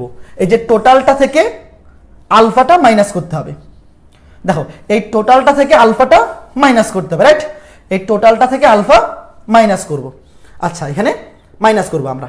এখন দেখো এই যে এতটুক, এই টোটালটা কি পজিটিভ নাকি নেগেটিভ? পজিটিভ নাকি নেগেটিভ? মাইনাস 180, এটা কি? এটা কি নেগেটিভ নাকি পজিটিভ? মাইনাস। Very good. কারণ কি, ঘড়ির কাঁটার দিকে, এই যে ঘড়ির কাঁটার দিকে তোমরা সবাই একটু বেসিক কিন্তু থাকার কথা, যদিও এগুলো ত্রিকোণমিতির জিনিস, যে ঘড়ির কাঁটার বিপরীতে অ্যাঙ্গেল পজিটিভ আর ঘড়ির কাঁটার দিকে অ্যাঙ্গেল কি নেগেটিভ, একটু বেসিক আমাদের সবারই থাকার কথা। এখন খেয়াল করে দেখো, এই যে একইভাবে আমরা বিয়োগ করব, এটা বিয়োগ করব, এটাও তো যদি আমি এদিক থেকে যাই, এদিক থেকে কি নেগেটিভ, এদিক থেকে নেগেটিভ, আমি করব কি বিয়োগ, ভ্যালুটা নেগেটিভ। মনে করো আমি যদি অ্যাঙ্গেলটা এদিকে চিন্তা করি, এটা নেগেটিভ, এই ডিরেকশন, আমি যদি এই ডিরেকশনে চিন্তা করি, এটা নেগেটিভ, আবার আমি করব মাইনাস, মাইনাসে মাইনাসে কি হয়ে যাবে প্লাস, মাইনাসে মাইনাসে কি হয়ে যাবে প্লাস, এটা আলফা। এই বুঝছো তো, আমি করব কি টোটালটা থেকে এটা মাইনাস করব। দেখো এই টোটাল অ্যাঙ্গেলটা থেকে আলফা যদি মাইনাস করে দেই, তখনই তো আমি থিটা পাবো। টোটাল অ্যাঙ্গেলটা থেকে 180, যেটা মাইনাস 180, এখান থেকে আমি যদি আলফাটা মাইনাস করে দেই, তাইলেই তো আমি থিটা পাবো। মাইনাস করব মাইনাস আলফাকে, এই মাইনাসে মাইনাসে কি হয় প্লাস হয়, মাইনাসে মাইনাসে কি হয় প্লাস হয়। আচ্ছা, এই যে দেখো মাইনাস 180 প্লাস আলফার মান কত? আলফার মান tan inverse modulus of y by x. শেষ। অথবা তুমি এভাবে লিখতে পারো, মাইনাস 180 ডিগ্রি মানে মাইনাস পাই, যেভাবে খুশি লিখো, রেডিয়ানে লিখলে এইভাবে, আর ডিগ্রিতে লিখলে আগেরটার মতো। শেষ। বলো তো বুঝতে পারছো কিনা? জিনিসগুলো খুবই সহজ, তোমরা সহজভাবে চিন্তা করো, খুবই সহজ জিনিস এগুলো। আমি লিখে ফেলি, খুবই সহজ। আমি কি মিথ্যা কথা বলতেছি? এগুলো কি কঠিন? থিটা ইকুয়ালস টু, বলো এগুলো কি কঠিন লাগতেছে তোমার কাছে? কঠিন লাগার কোনো সুযোগ নেই। মাইনাস 180 বা মাইনাস পাই, মাইনাসে মাইনাসে প্লাস আলফা, মানে plus tan inverse modulus of y by x.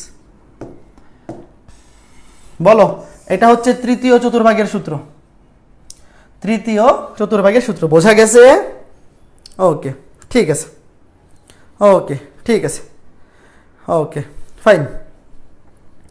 ভাইয়া আবার বুঝান। হ্যাঁ দেখো বুঝাইতেছি।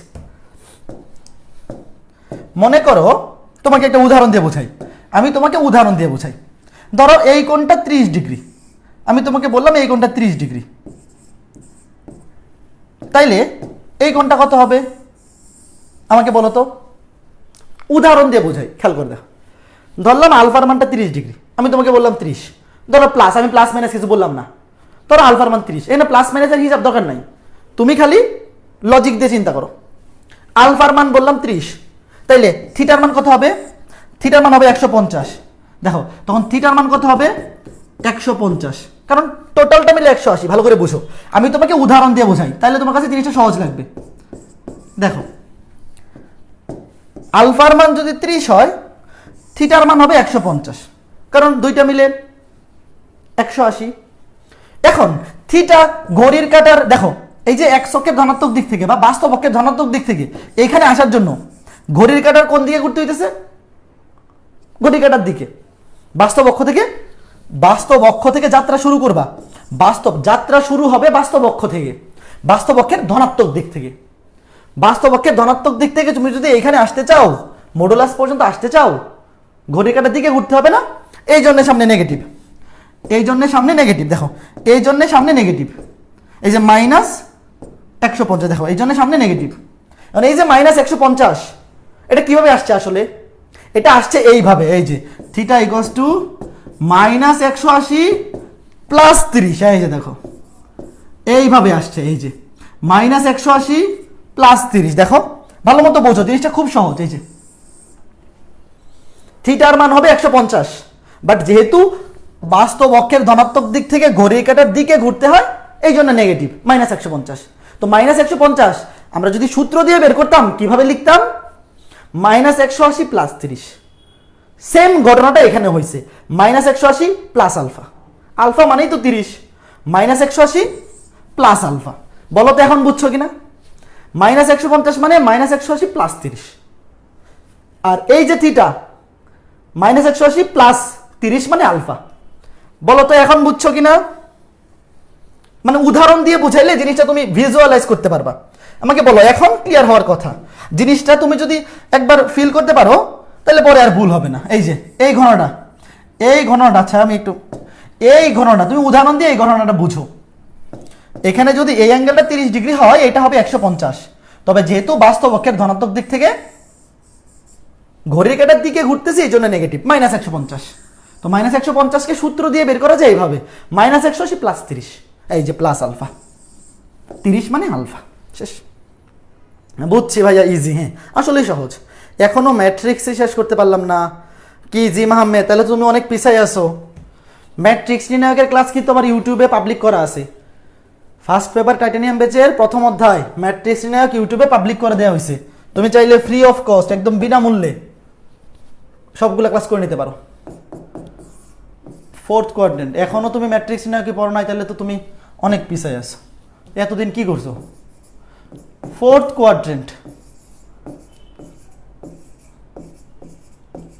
দেখো, 4th কোয়াড্রেন্ট লাস্ট উদাহরণ, মানে লাস্ট। এরপরে আমরা উদাহরণ প্র্যাকটিস করব, এই টাইপের প্রশ্ন। ঠিক আছে? ওকে, ঠিক আছে। এখন আমরা চতুর্থ চতুর্ভাগে যাই। চতুর্থ চতুর্ভাগে চলো।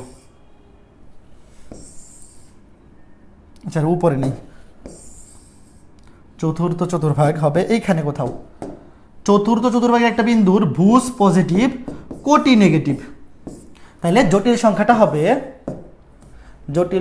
হবে x মাইনাস iy। চতুর্থ চতুর্ভাগে অবস্থিত একটা বিন্দুর ভুজ পজিটিভ, কোটি নেগেটিভ। আচ্ছা আগে যোগ করি, তারপরে এখান থেকে এইখানে যোগ করি। এখন আমি আইডেন্টিফাই করি, এটা হচ্ছে r, এইটা x, এইটা y, এইটা মূল বিন্দু, এইটা p, এইটা ধরলাম n। ঠিক আছে? আচ্ছা তাহলে এইখানে দেখো আর এর মান কি হবে? আর এর মান সবগুলাতে সেম সূত্র আমরা সবাই জানি, r equals to √x square plus y square. কারণ স্কোয়ার করে দিব, তুমি প্লাস এক্স এবং ওয়াই স্কোয়ার করলে প্লাস হোক মাইনাস হোক, স্কোয়ার করলে প্লাসই হয়ে যাবে, এখন কথা হচ্ছে এখানে থিটা কোনটা হবে? এই যে মডুলাস, এই মডুলাসের সাথে অ্যাঙ্গেল কার অ্যাঙ্গেল নিব? এক্স অক্ষ বা বাস্তব অক্ষের ধনাত্মক দিক। বাস্তব অক্ষের ধনাত্মক দিক হচ্ছে এইটা। তো তুমি এখানে দুইটা অ্যাঙ্গেল লিখতে পারো, একটা হচ্ছে এইটা, আরেকটা হচ্ছে এইটা। বা এটা কোনটা নিবা? এই ভালো তো নিজের ভালো পাগলেও বুঝে,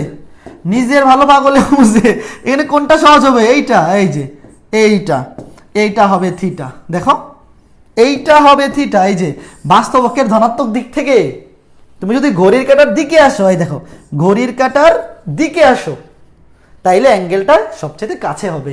আর যদি ঘড়ির কাঁটার বিপরীতে ঘুরে আসো, দুনিয়া ঘুরে আসা লাগবে। এই যে এটা থিটা, তো এখানে থিটা কি হবে?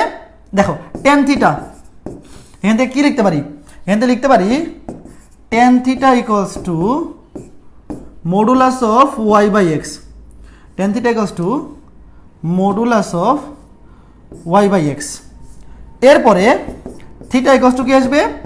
Theta equals to tan inverse modulus of y by x. দেখো theta equals to tan inverse modulus of y by x.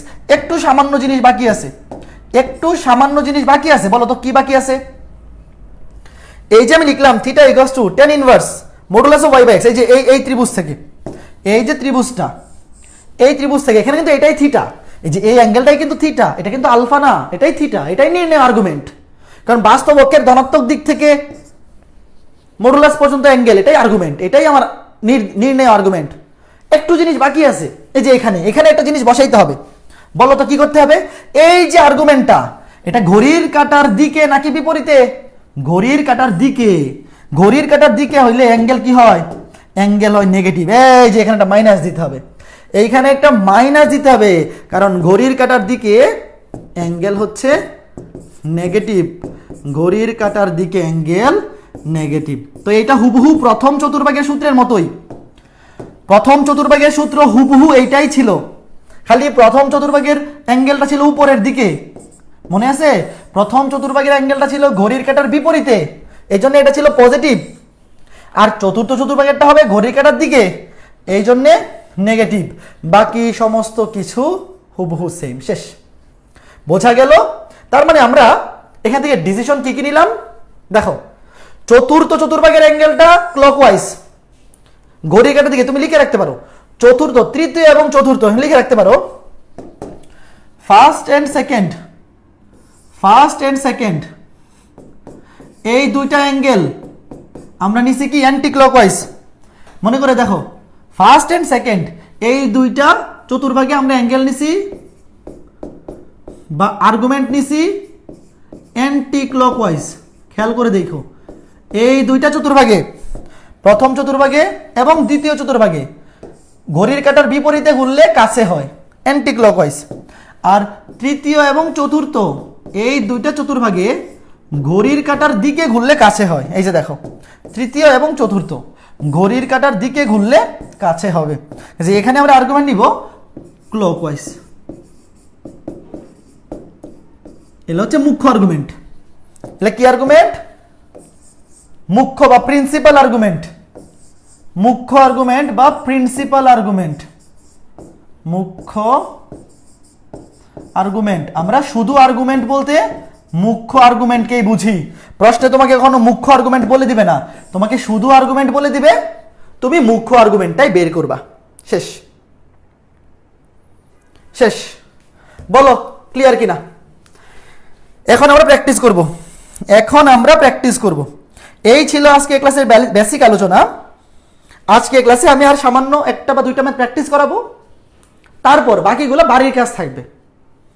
আজকে ক্লাসে বই থেকে কোনো বাড়ির কাজ দিব না। তোমরা সবাই জানো যে আমি কেতাব স্যারের বই এবং অসীম কুমার শাহ স্যারের বই, এই দুইটা বই থেকে বাড়ির কাজ দেই।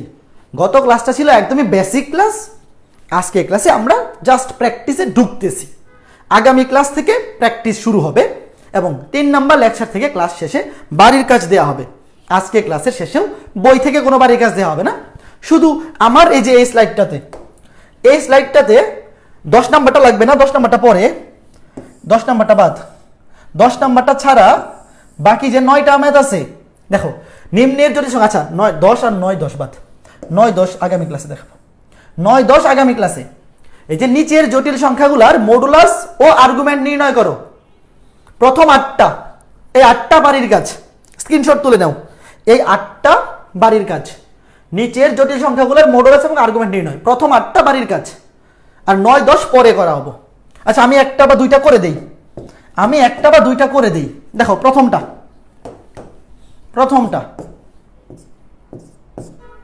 বলো তো এটা কোন চতুর্ভাগে আছে? ধরলাম z = 1 + √3i। এটা কোন চতুর্ভাগে আছে? x এর স্থানাঙ্ক পজিটিভ, y এর স্থানাঙ্ক পজিটিভ, বাস্তব অংশ পজিটিভ, কাল্পনিক অংশ পজিটিভ।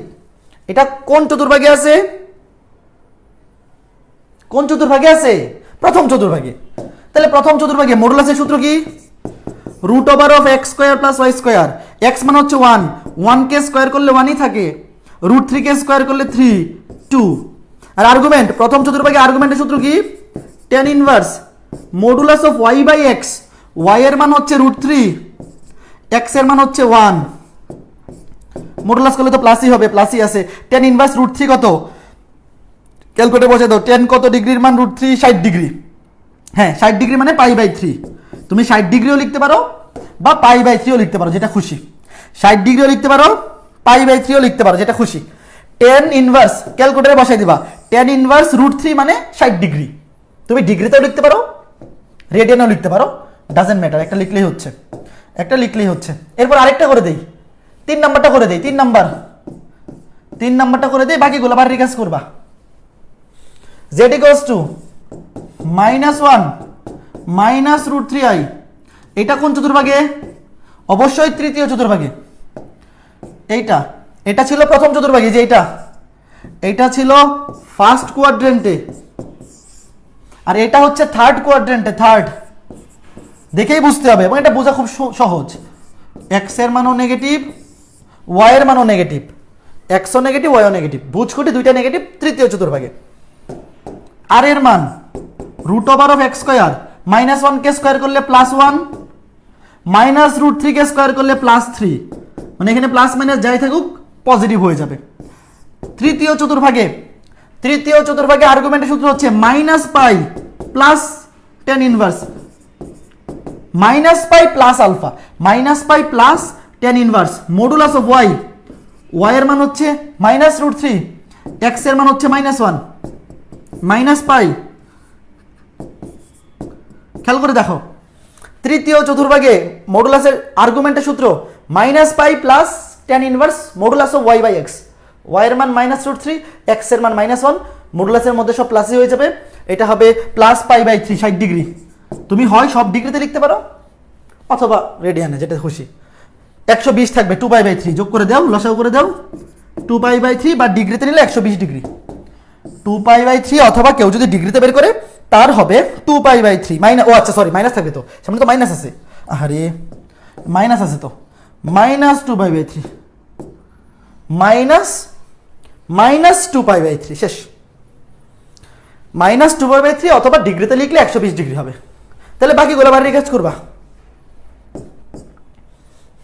আচ্ছা এখানে যাচ্ছে +5, শুধু 5 আর কিছুই নাই। শুধু 5 কে কিভাবে লেখা যায়? শুধু 5 কে লেখা যাবে এইভাবে, 5 + 0 * i। দেখো 5 কে তুমি এভাবে লিখতে পারবা, 5 + 0 * i।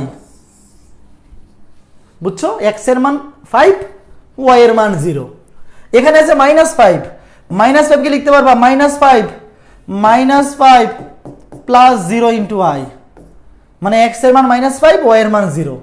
-5i কে এইভাবে লিখতে পারবা 0 - 5i, x এর মান 0, y এর মান -5। বুঝছো তো? শেষ। বাকিগুলো বাড়ির কাজ করো, বাকিগুলো বাড়ির কাজ করে গ্রুপে আপলোড পোস্ট দিয়ে দিও। আজকের যে হ্যান্ড নোট, আজকের ক্লাসের যে হ্যান্ড নোট তোমরা পোস্ট করবা, সেই হ্যান্ড নোটে যেন এই 8 নাম্বার পর্যন্ত ম্যাথগুলার মডুলাস এবং আর্গুমেন্ট নির্ণয় করা থাকে। আমি চেক করব কিন্তু। তারপর আগামী ক্লাস থেকে আমরা মডুলাস এবং আর্গুমেন্ট প্র্যাকটিস করব। মোটামুটি জটিল সংখ্যার বেসিক আলোচনা শেষ, আগামী ক্লাস থেকে প্র্যাকটিসিং ক্লাস শুরু হবে। জটিল সংখ্যার আরও বেসিক জিনিস আছে, এককের ঘনমূল, চতুর্থ মূল, আরও সামান্য বেসিক জিনিস আছে, বাট একদম মেজরিটি, ধরো জটিল সংখ্যার বেসিকের 75% শেষ। এখন আমরা 75% ম্যাথ করে ফেলতে পারবো, বাকি 25%-এর জন্য সামান্য একটু বেসিক লাগবে। তখন আমরা ওই ক্লাসের মধ্যেই বেসিক শিখে ফেলবো। তো ঠিক আছে, আজকে ক্লাসটা এই পর্যন্তই। ক্লাস কেমন লাগলো কমেন্টে জানাইতে পারো, তোমাদের কমেন্ট পড়ে আমি আজকে ক্লাসটা শেষ করে দিব। ওকে, শুধু এগুলাই বই থেকে করবো না, আজকে ক্লাসের পর শুধু এই 8টা ম্যাথ বাড়ির কাজ, শুধু এই 8টা বই থেকে বাড়ির কাজ আগামী ক্লাস থেকে দিব। আগামী ক্লাস থেকে বই থেকে বাড়ির কাজ দিব, অসীম কুমার শাহ স্যারের বই থেকে বাড়ির কাজ দিব, কেতাব স্যারের বই থেকে বাড়ির কাজ দিব। আর তোমরা যারা অন্য কোনো রাইটারের বই ফলো করো, তোমরা দেখবা যে আমি কেতাব স্যারের বই বা অসীম কুমার শাহ স্যারের বই থেকে কোন টাইপের ম্যাথগুলো বাড়ির কাজ দিছি। আমি তো PDF সহ আপলোড দিয়ে দিব, ওখান থেকে তুমি নিজ বই থেকে দাগাই নিবা, টাইপ ওয়াইজ নিজের বই থেকে দাগাই নিবা, তাইলেই হবে। কেতাব স্যারের বই বা অসীম কুমার শাহ স্যারের বই যে ফলো করতে হবে তা না, তুমি অন্য যে কোনো রাইটার ফলো করো, রূপন্তী প্রকাশনী বইও ভালো, সিস্টেক প্রকাশনী বইও ভালো, বাট তুমি দেখবা যে আমি কোন ম্যাথগুলা বা কোন টাইপের ম্যাথগুলা বাড়ির কাজ দিচ্ছি আগামী ক্লাসের পরে, সেগুলো তুমি তোমার বই থেকে দাগাই নিবা। ওকে, ঠিক আছে, ঠিক আছে, সবাই ভালো থাকো। দাদা ক্যালকুলাস কখন স্টার্ট করবেন? ক্যালকুলাস তো ফার্স্ট পেপারের সাইকেল 2, হায়ার ম্যাথ ফার্স্ট পেপারের সাইকেল 1 শেষ হবে মে মাসের 20 তারিখের দিকে। প্রথম 3টা অধ্যায় শর্ট সিলেবাসের, প্রথম অধ্যায়, তৃতীয় অধ্যায়, চতুর্থ অধ্যায় মে মাসের 20 তারিখের মধ্যে, ঈদের পরে। তারপর মে মাসের 25 তারিখের পর সেকেন্ড সাইকেল শুরু হবে। সেকেন্ড সাইকেলে পড়াবো ফার্স্ট পেপারের শর্ট সিলেবাসের লাস্টের 3টা চ্যাপ্টার, 7, 9, 10, ওইখানে ক্যালকুলাস পড়াবো। ঠিক আছে, সবাই ভালো থাকো, ভালো থাকো। আজকের ক্লাসটা এখানেই শেষ করতেছি, টাটা।